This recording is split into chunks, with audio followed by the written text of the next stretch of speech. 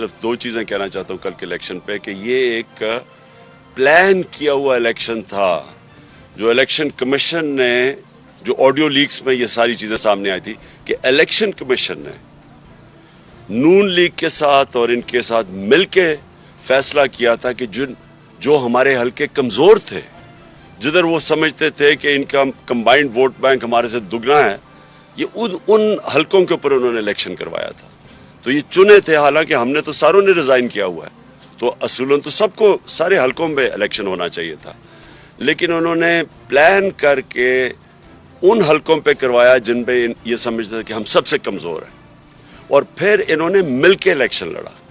یہ ضروری یہ ہے کہ پہلے تو جو پچھلا 2018 کا الیکشن تھا تو ان پہ تو ہر پارٹی کا کینڈیڈیٹ تھا, اس بار انہوں نے جوائنٹ کینڈیڈیٹ کھڑا کیا, اور پھر جس طرح یہ الیکشن کروایا گیا, یعنی ڈیٹس چینج ہوتی گئیں, ہم تیاری کرتے تھے پھر وہ ڈیٹ چینج ہو جاتی تھی, پھر پتہ چلا پچھلے سنڈے جی وہ اب کرانا نہیں چاہتے کہ جی پولیس نہیں ہے. اچھا پہلے فلڈ کا کہہ دیا, حالانکہ فلڈ آیا ہی نہیں تھا ان علاقوں میں جدھر الیکشنز ہو رہے ہیں. 4 سال ملک کے ساتھ جو کیا, ملک کے ساتھ معاشی تباہی ہو, بے روزگاری ہو, ملک کا دیوالیہ ہو, ملک کے اندر جو اخلاقیات کا دیوالیہ ہے وہ تو ایک طرف, جس میں سالوں لگیں گی ٹھیک ہونے میں, لیکن معاشی دیوالیہ, نوجوان کو بے روزگار کرنا کیا, کشمیر کا سودا کیا, کرپشن, لوٹ مار اور ڈاکے کی داستانیں اور جو کرپشن سے اٹی ہوئی فائلیں ہیں وہ منہ کے اوپر تماچے ہیں,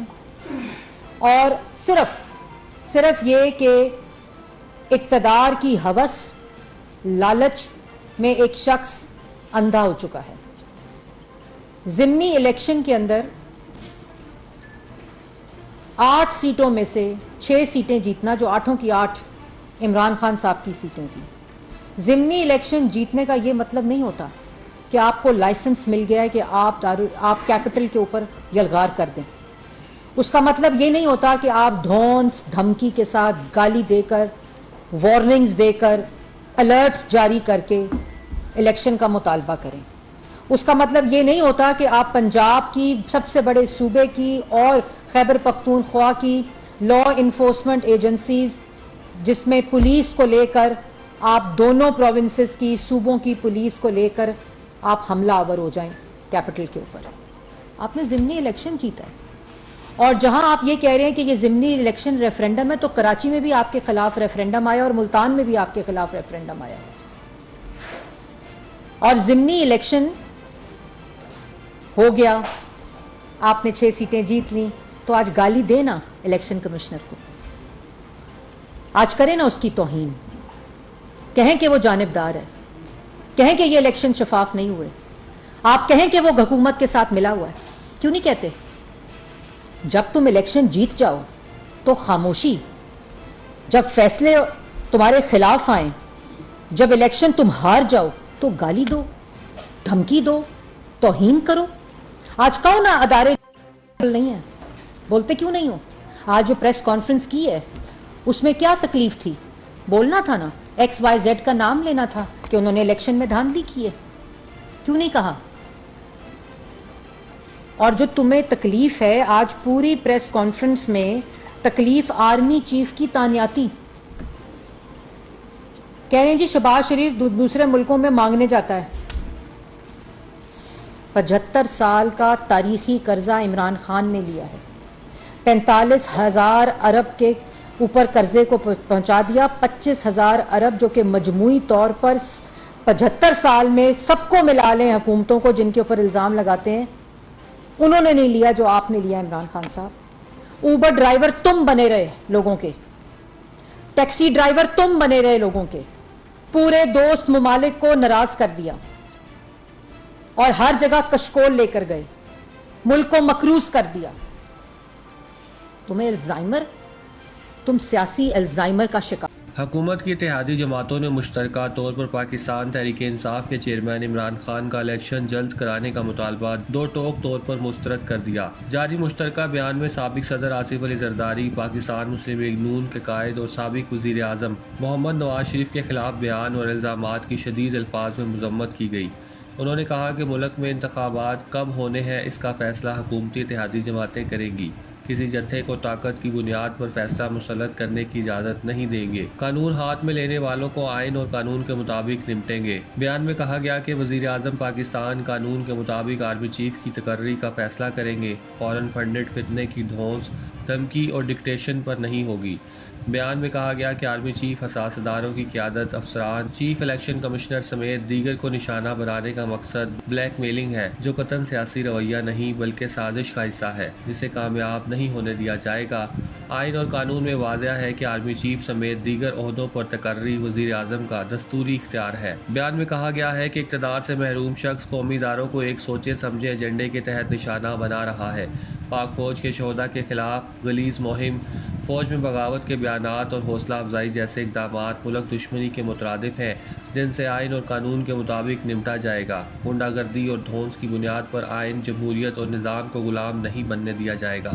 بیان میں یہ بھی واضح کیا گیا کہ ملک کی معیشت اور سیلاب متاثرین کی بحالی اس وقت اولین قومی ترجیح ہے، جس پر کوئی سمجھوتہ نہیں کیا جائے گا۔ حکومت، اداروں اور عوام کا اتفاق ہے کہ سیاسی عدم استحکام پیدا کرنے کی اجازت نہیں دی جائے گی، جبکہ معیشت کو پٹری سے اتارنے اور وسائل کی متاثرین سیلاب تک رسائی کے عمل کو کسی صورت متاثر ہونے نہیں دیا جائے گا۔ سابق وزیر خزانہ اور مسلم لیگ نون کے رہنما مفتاح اسماعیل نے اپنی ہی حکومت کو نشانہ بناتے ہوئے کہا کہ گزشتہ بار اسحاق ڈار نے پیٹرول پر ٹیکس نہ بڑھا کر لاپرواہی کا مظاہرہ کیا تھا اور اس مرتبہ ٹیکس بڑھا دیا۔ نجی یونیورسٹی میں تقریب سے خطاب کرتے ہوئے انہوں نے کہا کہ اب پتہ چلے گا کہ گیس کا مسئلہ ہوتا کیا ہے۔ پیٹرول کی قیمت پر ہماری پارٹی میں اختلافات ہو گئے تھے۔ مفتاح اسماعیل نے کہا کہ ہر سیاستدان کو پاکستان میں انفارمیشن ٹیکنالوجی کی ایکسپورٹ چاہیے، لیکن آئی ٹی کی یونیورسٹی نہیں بنائی۔ جتنے بھی پڑھے لکھے لوگ تھے پاکستان سے چلے گئے، جبکہ سیاست میں دیکھیں وہی نام چل رہے ہیں۔ مفتاح اسماعیل نے مزید کہا کہ سیلاب کے بعد معاشی مسئلے کا حل نکالنا بہت مشکل ہو گیا ہے۔ سوئی صدرن اور نادرن میں گیس کا ضیاع بڑھ کر 20% ہو گیا ہے، جبکہ روس سے LNG کی خریداری اور ادائیگی کی بات بھی ہوئی ہے۔ انہوں نے کہا کہ ہم 30 ملین کا امپورٹ کرتے ہیں، 40 لاکھ پاکستانی جو باہر رہتے ہیں وہ 30 ملین یہاں بھیجتے ہیں۔ اگر آپ کے پاس 40 ملین کے وسائل ہیں تو آپ کو حق ہی نہیں کہ آپ 80 ملین کے امپورٹ کریں۔ ہمیں ڈالرز کو بھی پرائز سے دیکھنا چاہیے۔ اسٹیٹ بینک کی جانب سے اوپن مارکیٹ میں ڈالر خریدنے پر پابندیاں مزید سخت کرنے کے بعد اسلام آباد کے زیادہ تر منی چینجر اس پر عمل درآمد کرتے نظر آ رہے ہیں، تاہم بلیک میں ڈالر کی مہنگے دام و فروخت کی شکایات بھی بڑھ رہی ہیں۔ گزشتہ دنوں اسٹیٹ بینک کے ایکسچینج پالیسی ڈپارٹمنٹ کی جانب سے اوپن مارکیٹ میں ڈالر خریدنے والوں کے لیے نئی ہدایات جاری کی گئی ہیں، جس کے تحت اب $2000 کی مالیت سے زائد کوئی بھی دیگر غیر ملکی کرنسی خریدنے کے لیے شناختی کارڈ کے علاوہ بینک سٹیٹمنٹ، ویزا، ٹکٹ یا دیگر دستاویزات فراہم کرنا لازم ہے۔ اس کے بعد اب عام آدمی کے لیے بغیر وجہ ڈالر خریدنا انتہائی مشکل ہو گیا ہے۔ نئی پابندیوں کے بعد منی چینجرز کا کاروبار مندی کا شکار ہو گیا ہے۔ کرنسی تاجروں کے پاس ڈالر خریدنے کے لیے آنے والوں کو بتایا جا رہا ہے کہ انہیں 2000 سے زائد ڈالر خریدنے کے لیے کیش کے بجائے بینک چیک کی شکل میں ادائیگی کرنا ہوگی، جبکہ پاسپورٹ، ویزا اور دیگر سفری دستاویزات تو 2000 سے کم ڈالر خریدنے والوں سے بھی طلب کی جا رہی ہے۔ ڈالر کے مقابلے میں روپے کی قیمت میں استحکام نہ ہونے کی وجہ سے بھی کوئی مارکیٹ میں ڈالر بیچنے نہیں آ رہا۔ یہی وجہ ہے کہ کرنسی ڈیلرز کے پاس ڈالر ہی دستیاب نہیں ہے۔ اس کے علاوہ اسٹیٹ بینک کی جانب سے ڈیلرز پر یہ پابندی ہے کہ $2000 یا اس کے برابر مالیت کی کرنسی فروخت کرتے وقت گاہک سے بینک دستاویزات وغیرہ طلب کریں اور ہر چیز کا ریکارڈ رکھیں۔ اس وجہ سے بھی کنفیوژن پیدا ہے۔ دوسری جانب انٹر بینک میں ڈالر کے بھاؤ میں مسلسل چوتھے روز سے اضافہ ہو رہا ہے۔ انٹر بینک میں کاروبار کے اختتام پر ایک امریکی ڈالر کا بھاؤ $218.89 ہے۔ انٹر بینک میں ڈالر کا بھاؤ آج 46 پیسے بڑھا ہے۔ گزشتہ ہفتے کے اختتام پر ڈالر کا بھاؤ انٹر بینک میں $218.43 تھا۔ دوسری جانب اوپن مارکیٹ میں ڈالر کا بھاؤ 30 پیسے کم ہو کر $225.70 ہو گیا ہے۔ اقوام متحدہ کے بچوں کے ادارے یونیسیف نے کہا ہے کہ روس کی یوکرین پر غیر قانونی حملے کے بعد معاشی بحران کی وجہ سے مشرقی یورپ اور وسطی ایشیا کے 40 لاکھ بچے غربت کی زندگی کا شکار ہو گئے ہیں، جبکہ تعداد میں سال بہ سال 20% اضافہ ہوا ہے۔ یونیسیف کا کہنا ہے کہ یوکرین میں جنگ کے دوران بچے معاشی تباہی کے بوجھ تلے دب گئے ہیں۔ यूनिसेफ की 22 ममालिक के दादोशुमार पर मबनी रिपोर्ट में कहा गया है कि दोनों ममालिक के दरमियान जंग और बढ़ती हुई महंगाई ने मशरकी यूरोप और वस्ती एशियाई मुल्क में 40 लाख बच्चों को गुर्बत में धकेल दिया है, जो 2021 के मुकाबले में 19% ज्यादा है। रिपोर्ट के मुताबिक खित्ते में जंग और हमलों से मुतासिर होने वाले बच्चों की सबसे ज्यादा तादाद यूक्रेन और रूस में है। यूनिसेफ के मुताबिक यूक्रेन में जंग की वजह से रूस में मुतासरा बच्चों की तादाद 3/4 तक पहुँच गई, जहां इजाफी 28 लाख बच्चे गुर्बत की लकीर से नीचे ज़िंदगी बसर कर रहे हैं। रिपोर्ट में बताया गया है कि यूक्रेन दूसरे नंबर पर है, जहां 5 लाख इजाफी बच्चे गुर्बत की ज़िंदगी गुजार रहे हैं।